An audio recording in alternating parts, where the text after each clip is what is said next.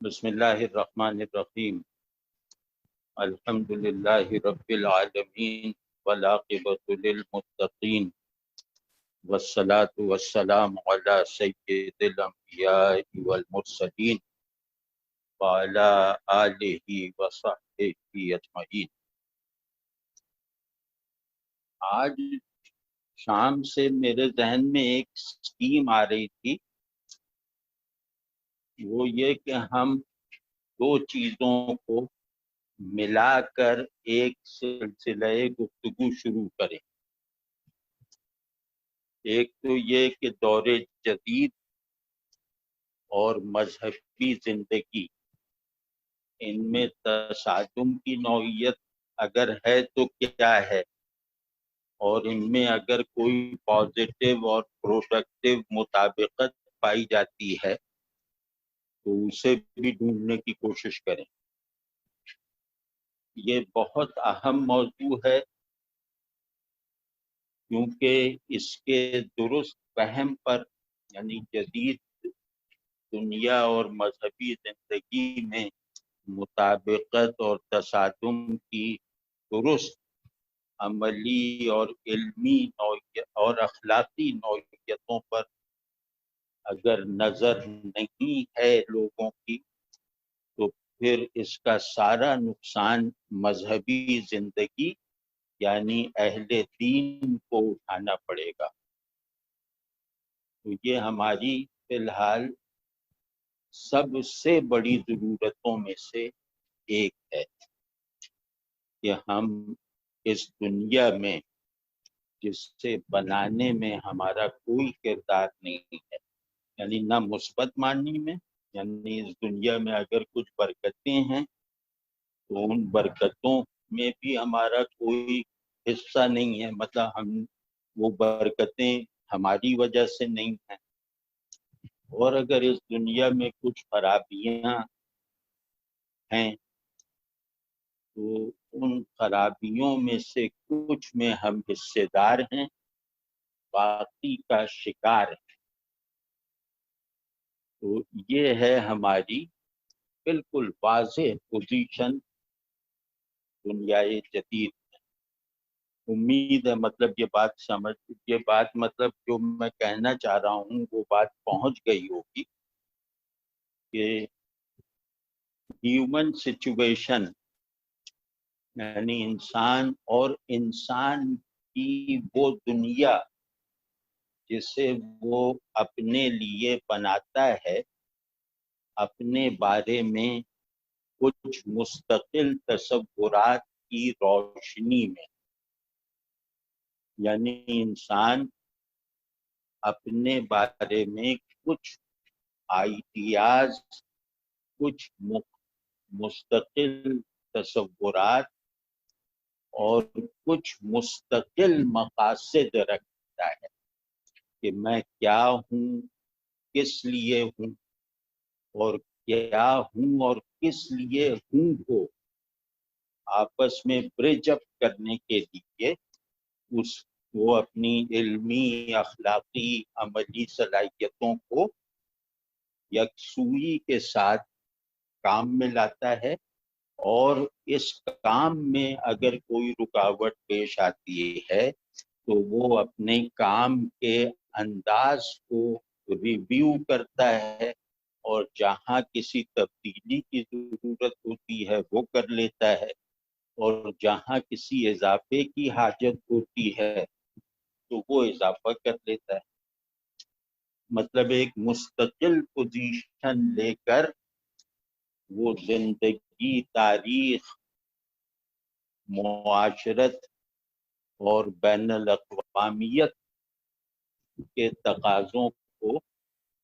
یعنی ایسے تقاضوں کو جو فطری بھی ہیں اور جنہیں نظر انداز نہیں کیا جا سکتا،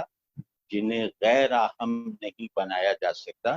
ان تقاضوں کو پورا کرتا ہے۔ وہ تقاضے کبھی چیلنج کی طرح ہوتے ہیں اور کبھی پکار کی طرح، یعنی کبھی للکار کی طرح ہوتے ہیں، کبھی پکار کی طرح ہوتے ہیں۔ ہمارے باہر کی دنیا اور اس کا ماحول اور اس کے اندر تاریخی عمل کے جاری ہونے کی جو میکینکس ہیں وہ ہم سے دو طرح کورسپونڈ کرتے ہیں. ایک یہ کہ وہ ہم سے اپنی تکمیل چاہتے ہیں، خود پر ہمارا تصرف طلب کرتے ہیں. یہ پازیٹیو کورسپونڈنس ہے. اور دوسرا یہ یعنی یہاں وہ ہمیں مدد کے لیے پکارتے ہیں.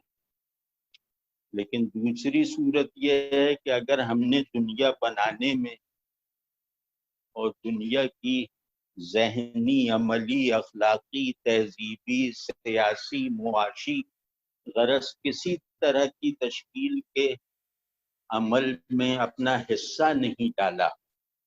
اور ہم طفیلیوں کی طرح اس دنیا میں ہیں،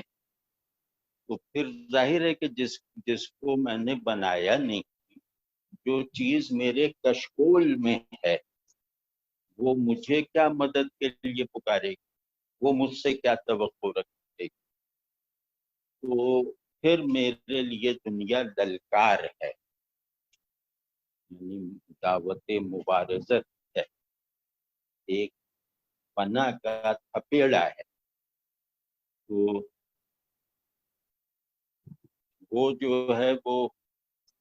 اس للکار کو، اس چیلنج کو جاننا بھی ظاہر ہے کہ ضروری. اسی طرح بعض قومیں ہوتی ہیں جو دنیا میں اپنے تصور کے مطابق زندگی کا، علم کا، اخلاق کا، معاشرت وغیرہ کا چلن اور اسالیب پیدا کرتی ہیں اپنے اپنے تصور اور ضرورت کے مطابق. تو یعنی کہ جو تاریخ سازی کے عمل میں خود کو مشغول رکھتی ہیں، بلکہ جو لوگ ذرا سا فکری ذہن رکھتے ہوں، تو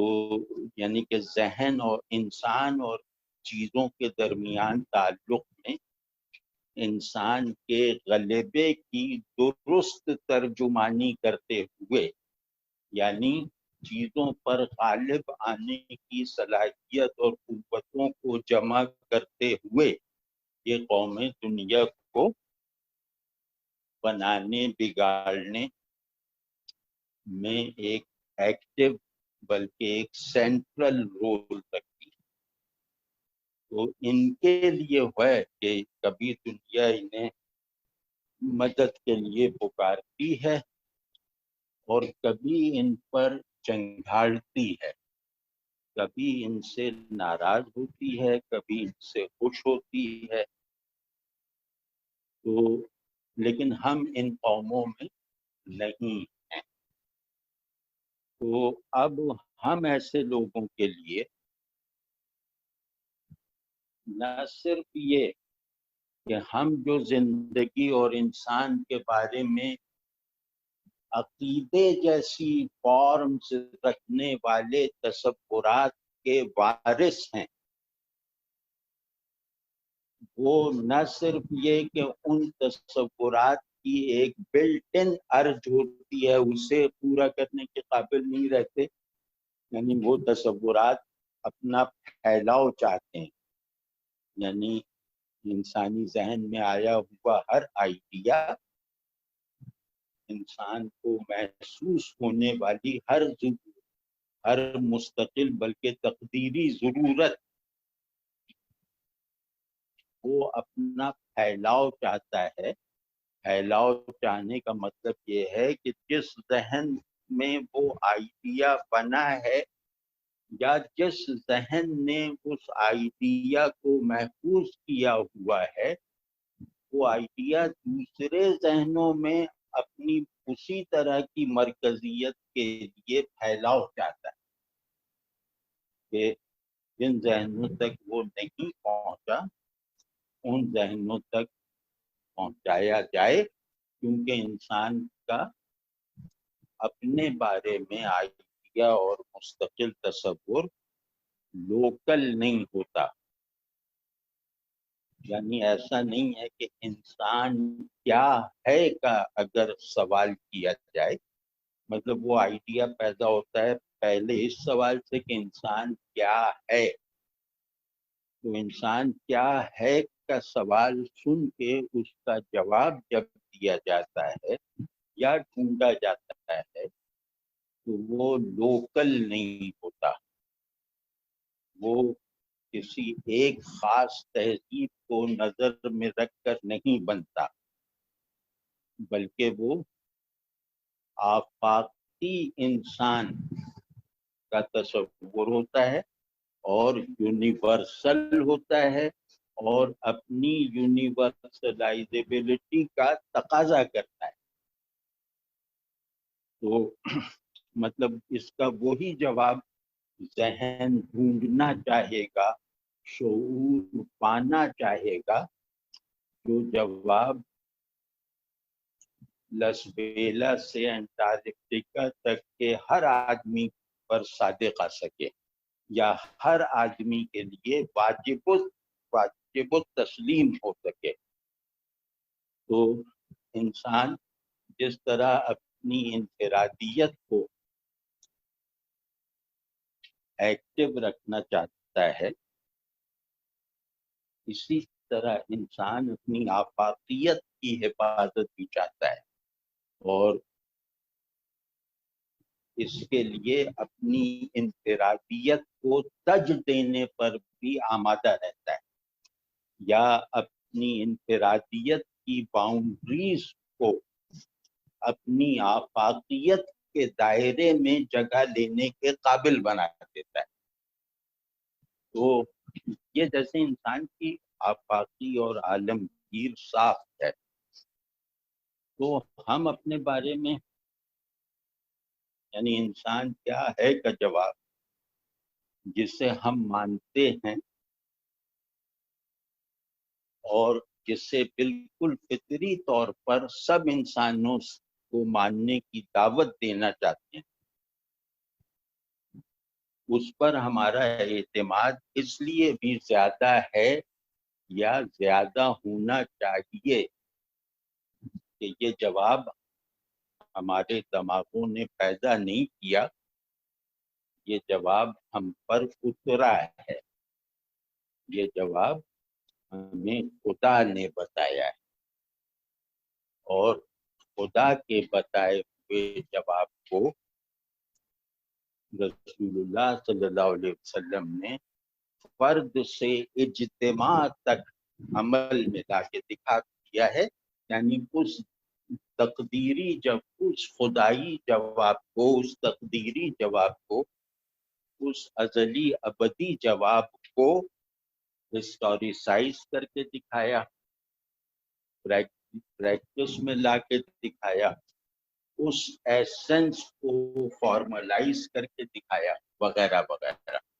اور اس جواب کو انفرادیت اور انسانی آفاقیت دونوں کے لیے کافی بنا کر دکھا دیا، یعنی انفرادیت کا پودا بھی اسی پانی سے سیراب ہوگا جس پانی سے آفاقیت کے جنگل کو سینچا جا رہا ہے۔ تو اب ہمارا تصور انسان اپنے ایک جز میں انسان کی حقیقت کیا ہے، اس میں ایک لامحالہ انتہائی فطری اعتماد اور تسکین کا جوہر رکھتا ہے، یعنی وہ تسکین جو ذہن کے اپنے بنائے ہوئے خیالات سے خود ذہن کو حاصل نہیں ہوتی۔ ہم اس امتحان میں نہیں پڑے اور ہمیں جیسے ایک ڈھلا ڈھلایا بنا بنایا اور ایمان کا حصہ بنایا جا سکنے والا جواب مل گیا ہے اس ذات کی طرف سے جس سے نعوذ باللہ غلطی کا کوئی امکان نہیں، جس سے نقص منسوب نہیں ہو سکتا، اور جس کے علم سے کوئی چیز ماضی حال مستقبل یا کوئی پرٹیکولر کوئی یونیورسل اس کے علم سے اوجھل، علم سے کیا اس کی نظر سے غائب نہیں ہے.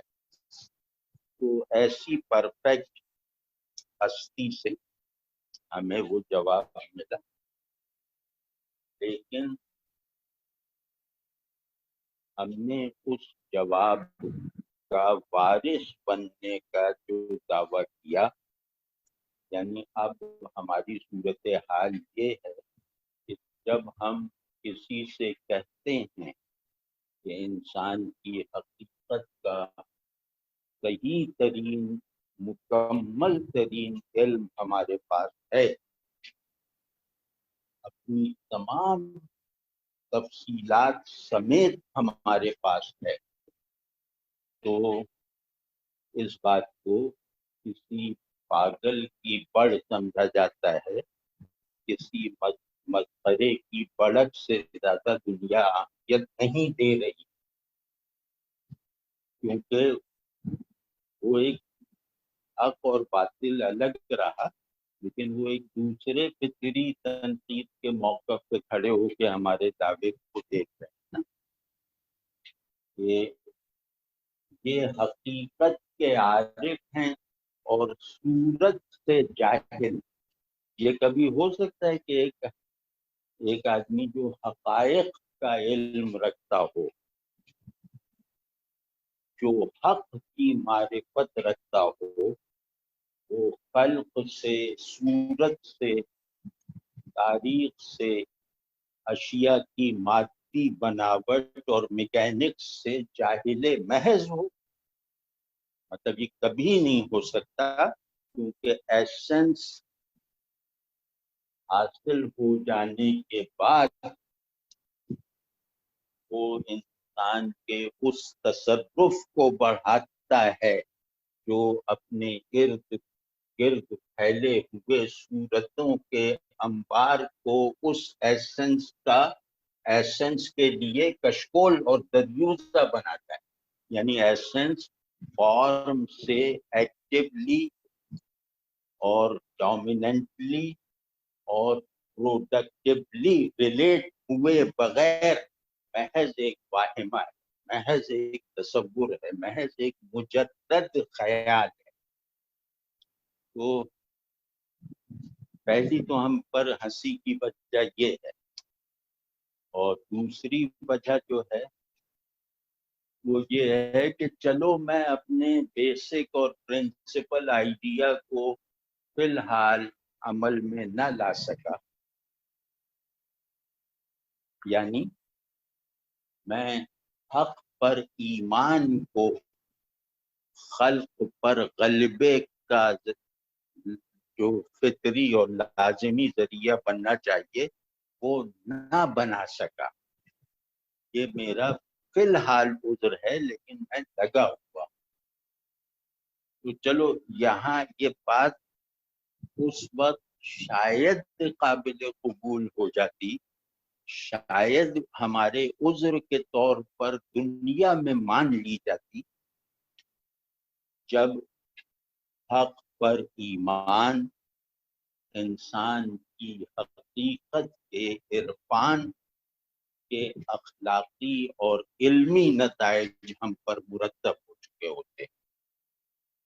یعنی ہم لوگوں کو یہ دکھانے کے لائق ہو چکے ہوتے کہ انسان کی حقیقت کا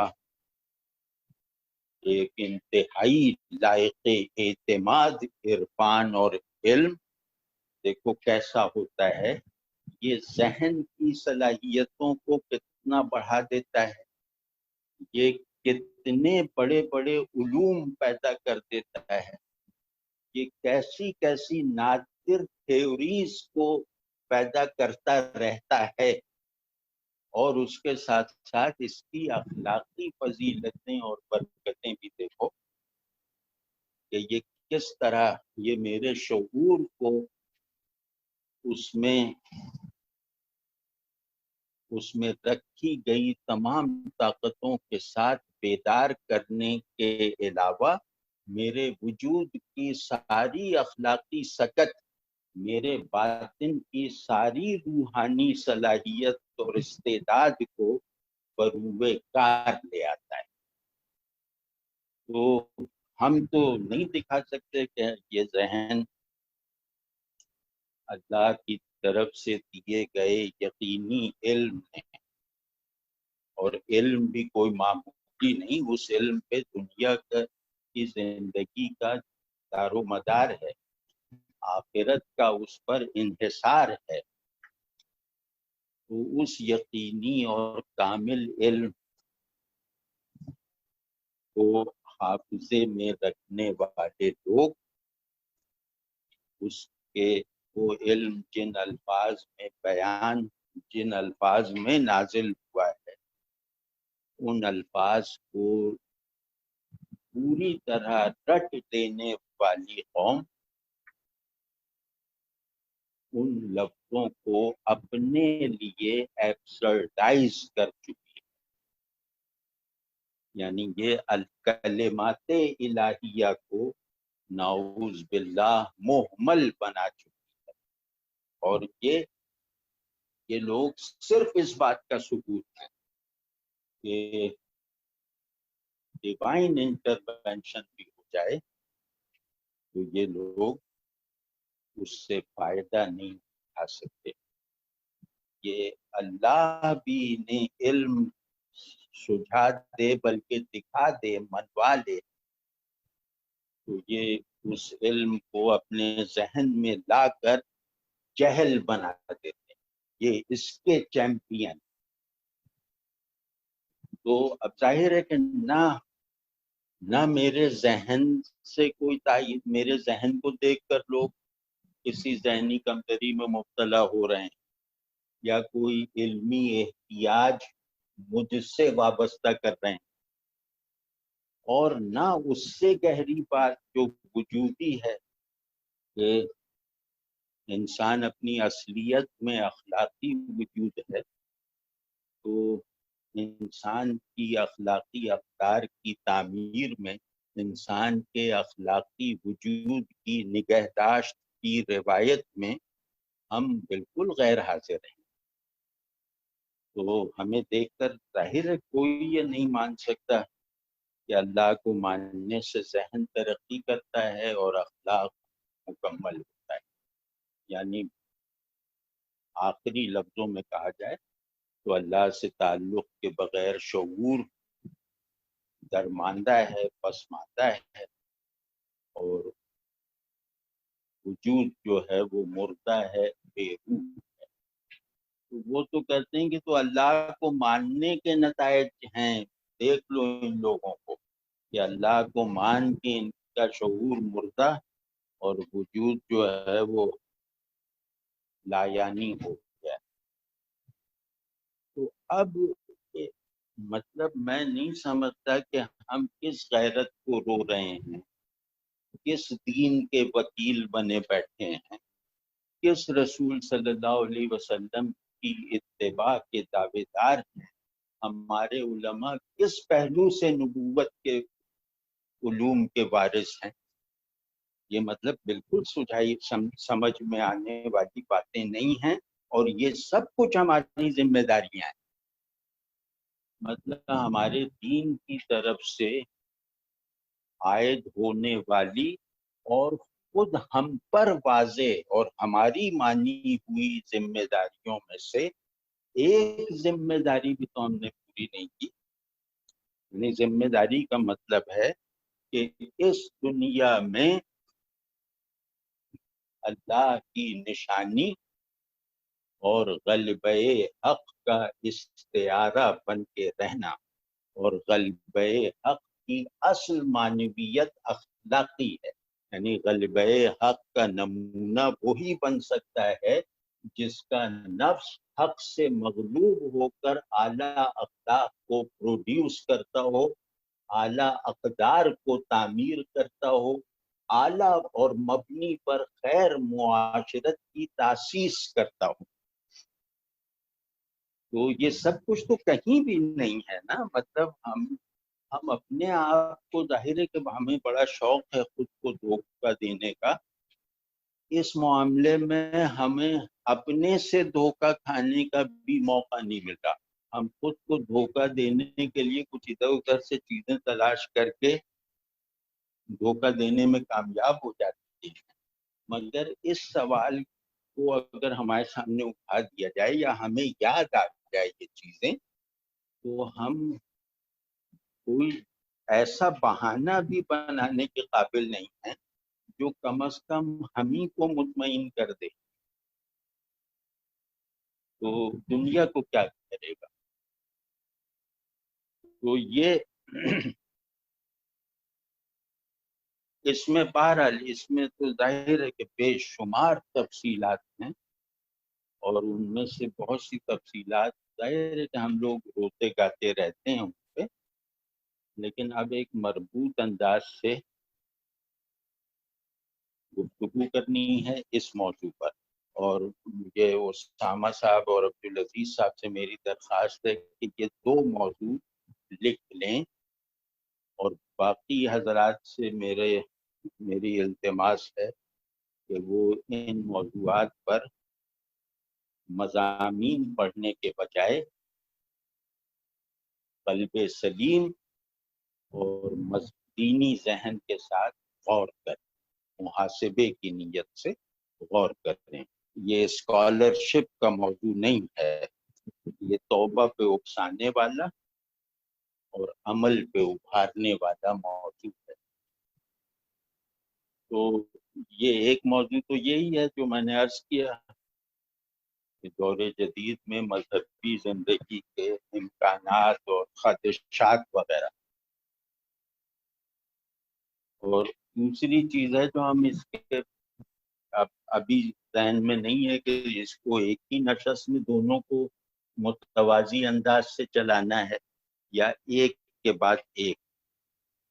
وہ بہرحال جب بات کرنا شروع کریں گے تو انشاءاللہ وہ طریقہ بھی سوچ جائے گا. وہ یہ ہے کہ حدیث احسان کی تفصیلی شرح کرنی، اور کیونکہ وہ کل دین ہے، اور اس شرح کرنے کی ضرورت اس لیے بھی محسوس ہو رہی ہے کہ ہمارے باطن کا خلا اب ہمارے ظاہر کی تزئین سے چھپ نہیں پا رہا. نہیں، ایک وقت ہوتا ہے جب آپ قوموں کو کچھ خوشحالی ہوتی ہے، کچھ طاقت حاصل ہوتی ہے، کچھ ان کے معاشرتی اقدار بھی عمل میں ہوتے ہیں، مطلب وہ آدمیوں کی طرح رہ رہے ہوتے ہیں. تو اس میں یہ ہوتا ہے کہ کچھ لوگ ہوتے ہیں جو باطن میں غافل ہوتے ہیں، لیکن تسبیح پھیر پھیر کے ذاکر بنے رہتے ہیں، اور لوگ انہیں ذاکر مان بھی لیتے ہیں. تو یعنی کہ فارم لائق یقین ہوتی تھی، خوشگمانی کی بنیاد پہ، مضبوط معاشرت کی بنیاد پہ، ایسنس لیس ہونے کے باوجود. تو یہ اچھے معاشروں میں ہوتا ہے. تو جیسے اس کی بہترین مثال منافقین مدینہ ہے نا، وہ سب نماز روزے سب میں وہ ساتھ ساتھ تھے، بس جہاد سے بھاگ جاتے تھے.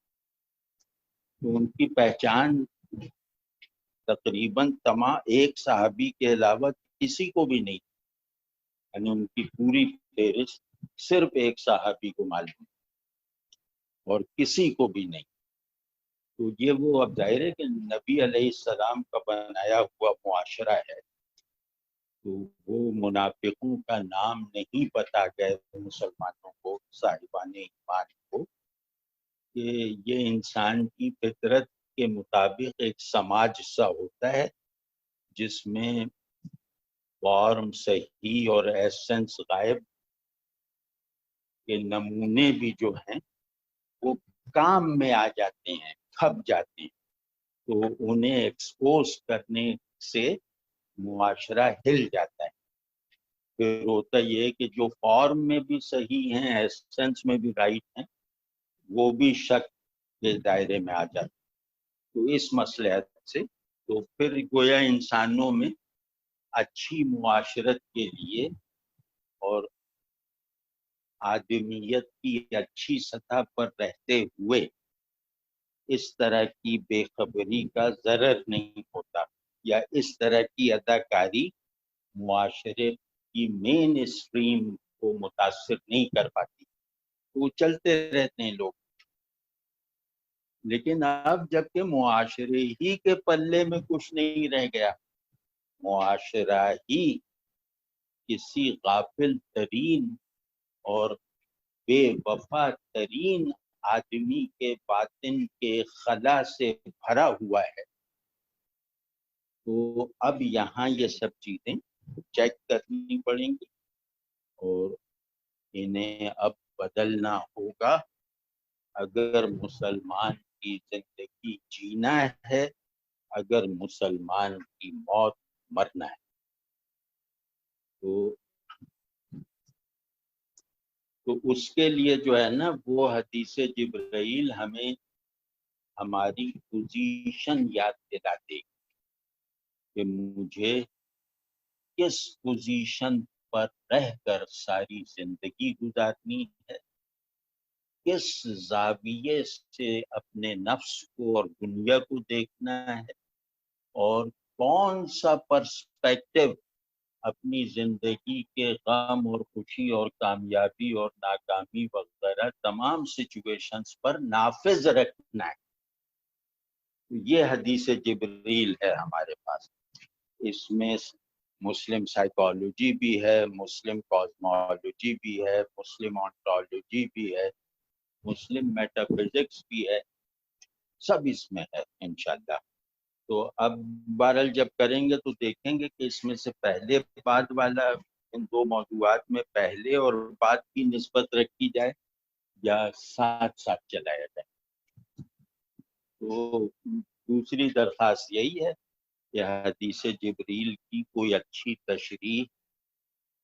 کسی پرانے عالم کے یہاں، یعنی ہمارے سلف نے حدیث جبریل کی کئی تشریحات کی ہیں، امام نووی وغیرہ نے. تو سلف نے ہمارے جو اس حدیث مبارکہ کا جو کلام کیا ہے وہ اگر آپ لوگوں کے لیے ممکن ہو تو وہ بھی ذرا پڑھ کر اس سے کچھ نوٹس وغیرہ تیار کر کے بیٹھ. اور جو علماء ہیں ہماری مجلس میں وہ گویا میری گفتگو کو اس نظر سے دیکھیں کہ اس میں کوئی غلطی ہو جائے تو اس کو فوراً کریکٹ کر دیں. تو انشاءاللہ کچھ ہو جائے گا. وہ آج اتنی بات کرنی تھی، آج تمہید درس کرنی تھی اس کام کی. تو میرے لیے فی الحال تھوڑی دیر سے زیادہ بیٹھنا مشکل ہوتا ہے. یہ جو باتیں بھی ہیں یہ میں ٹہل کے کر رہا ہوں، تو اب اتنا ٹہل لینا بھی ایک لمبی واک کے برابر ہو گیا ہوگا. اب آپ لوگ کچھ ارشاد فرمانا چاہیں، کوئی تجویز دینا چاہیں تو میں بہت شوق سے اور ممنونیت سے سنوں گا.